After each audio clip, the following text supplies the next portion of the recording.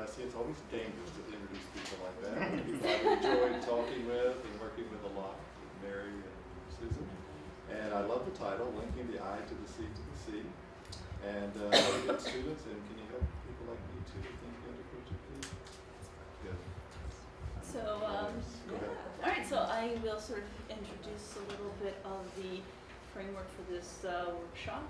And so we will, our SLOs for today, our objectives are understanding key terms in e-portfolio pedagogy, such as transfer, metacognition, reflection, and integrative thinking, and also apply the e-portfolio principles to construct e-portfolio assignments or activities. In many ways, this workshop is sort of like a sort of a model for the kinds of things you can also do in your own classrooms. And so we figured by teaching you about integrative thinking and metacognition, reflection, is actually having you guys go through the whole process.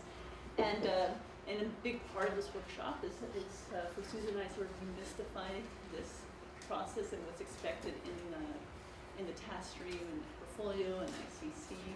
And this is the kind of things that very much quote unquote natural in writing courses and getting students to think reflectively. And a lot of the literature shows that in fact students don't do it all that well. So just by asking students to do it, requiring it within task stream doesn't mean they're going to be doing it. So definitely providing lots of scaffolding support is needed, and that's what we're here today to learn about. So so we're going to first have you start with a quick write, so just 3 minutes. And you're going to, you can use, again, I guess everyone here has a pen, so that's great. So reply to the following, oh goodness, we have an iPad represented. What experience do you have working with portfolios or writing or assigning reflections? So this can be something you can take on as a teacher or yourself as a writer. So you can address this prompt in either role. So go ahead and write for 3 minutes. All right, so who would like to share first? And we'll sort of share for just the next 5 minutes. So 3-5 minutes, just kind of share your different experiences and background information either as a teacher or a writer, doing reflective type of writing or doing using portfolios. So who would go first? I can start. So I used the portfolio assignment in one of my courses. At this university and another one. That was called Advanced Grammar and Composition. It was a Spanish course, and the idea was for students to collect all their papers, drafts, compositions, final versions, homework, class exercises, exams, everything in a document.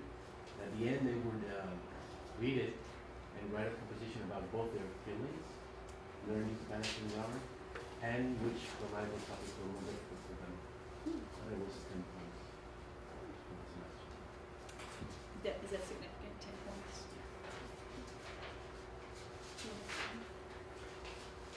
I don't have a lot to say. I've never done it as a student, and I've only, I guess, once assigned anything in the sort of ballpark as a teacher. Current IPCA seminar, had them reflect on the process they took on a group assignment where I gave them a sample paper to revise. And I thought it was interesting that it turned out that almost everyone, although they did the reflection independently, is an extraordinary consensus where all of them confessed that they had not read the paper individually before meeting in the group, and they all thought it would have been better if they had done so. Which I thought seemed correct. All in favor. Anyone else want to share? You don't have to. As a student, I definitely had to do a portfolio for my majors, especially with a global studies kind of course where we had to go to different events on campus and then reflect on them. As a graduate student, I taught a university studies class to about 20 students each semester, and I assigned them reflection activities. And I also taught a students at risk course that were about to fail out of the university, so they had to reflect on their time and how they were going to help the different things. You just good to share last time. When I think of transfer, I think of that's something I'm always working with as an instructor. So I'm thinking of one is it that think about assignment sequencing and how the curriculum all comes together. And then I think about SLOs for the course, SLOs for ICC, SLOs for the day, and then constantly thinking about how can this transfer to the next assignment so nothing ends up as quote unquote busy work for students. And so constantly sort of looking at it also recursively where you're revisiting old assignments. So that's kind of how I approach transfer. And then I think of an assignment is, and we'll talk about ideas. We have a collection of prompts at the end of this packet, but one idea is having like a pile of images where students select from the pile where they think of an image that reflects their cognitive state at that point. So it's kind of one way to kind of use different types of media to represent what's going on up there, frustration, what they've learned, aha moments, things like that. So, and I thought, oh, I can like have them take a picture of it and they can put it on TaskStream, and that can be part of their TaskStream page. And so anyways, just wanted to share. Anyone else would like to share their concept and any potential assignment? Well, I was thinking of metacognition because of course I'm intrigued by that guys like you. So, but and I was just thinking of just asking students to kind of be able to reflect back, retrace where the learning came from, to see if they can recall the cognitive shape of that. And I was imagining them just kind of writing down like what that key moment was, where they suddenly got the content, and then the sharing it with 2 or 3 other people in the class, kind of thing. And then coming out of that conversation and writing something more like a blog entry, what they learned about their own cognition. But then the important insight that I think I got in this free right here was that they need to be given permission and even encouraged to realize that their learning happens outside of what I structured for them. That it's not just in the classroom and the assigned readings and the other explicit homeworks, but I was just thinking about a student of mine who whispered to me as she was leaving the exam last week that her boyfriend's reading one of the assigned texts for our course and was crying every day. I mean, it's a really good thing. Right? Or other students who like tell me how they've been talking this over with their mom or something, right? And that I'm not actually in control of their learning process. And for them to realize that, I throw this stuff out in front of them and they put it together in their lives in a much more complicated way and reflect that. It seems important.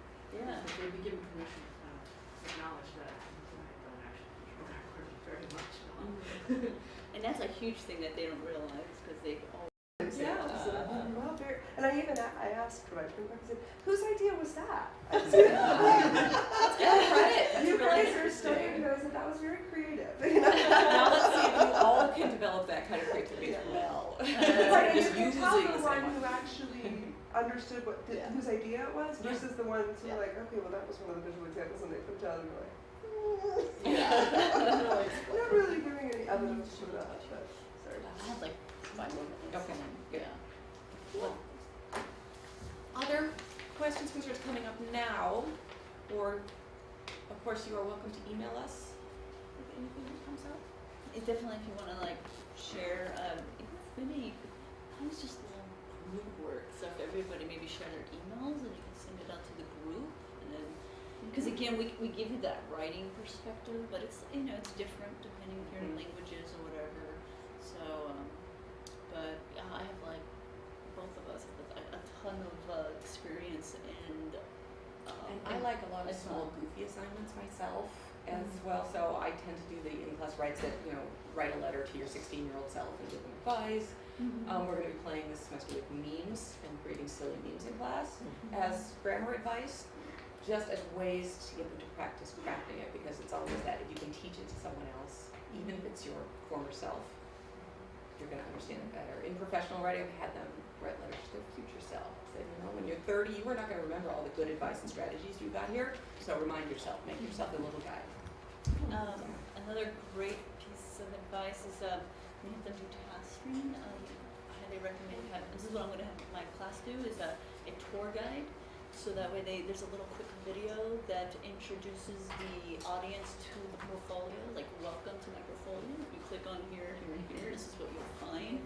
And get them to do integrative thinking in that introduction. In your talking about in the e-portfolio part of the pass trade, not the DRF. We did, Saying in the that. DRF, you The can do DRF this. to do this, you know. You can do tour that, guide yeah. thing. You can have them create folios.